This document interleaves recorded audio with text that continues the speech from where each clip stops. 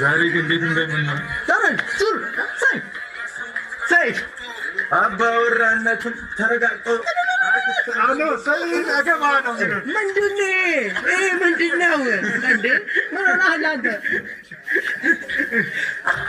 ተናገር። እውነት ድግስ ነው። ድግስ ላይ ምንድን ነው? ጭፈራ ድግስ ዛሬ ፋሲካ